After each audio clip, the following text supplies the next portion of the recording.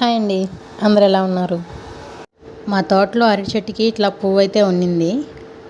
మా నాన్నైతే తీసుకొచ్చాడు దాన్ని. దాంతో అయితే ఈరోజు నేను అరటి పువ్వు ఫ్రై అయితే చేస్తున్నానండి. ముందుగా అయితే దాన్ని ఇట్లా అయితే ఒలుస్తున్నాను. ఎక్కువ టైం అయితే పడుతుందండి అరటి పువ్వు ఒలవడానికి. అంటే ఒలవడం సింపులే, కానీ ఎక్కువ ఉంటాయి కదా, అది కష్టమైపోతుంది.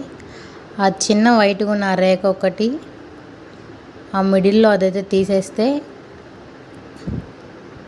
సరిపోతుందండి.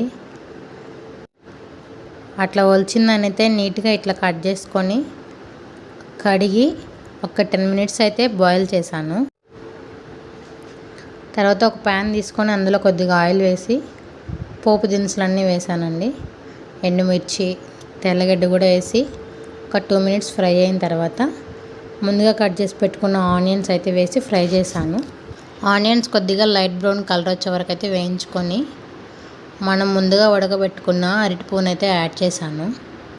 అరటి పువ్వును అయితే ఒక 2 మినిట్స్ అయితే ఆయిల్లో ఫ్రై చేసిన తర్వాత కొద్దిగా అల్లం వెల్లుల్లి పేస్ట్ అయితే యాడ్ చేసుకోవాలి. కొందరైతే పచ్చి కొబ్బరి, అల్లం వెల్లుల్లి, పచ్చిమిర్చి పేస్ట్ అయితే యాడ్ చేస్తారు. నేను ఎండు కొబ్బరితో ట్రై చేశాను. అల్లం వెల్లుల్లి పేస్టు పచ్చివాసన పోయే వరకు అయితే వేయించుకోవాలి.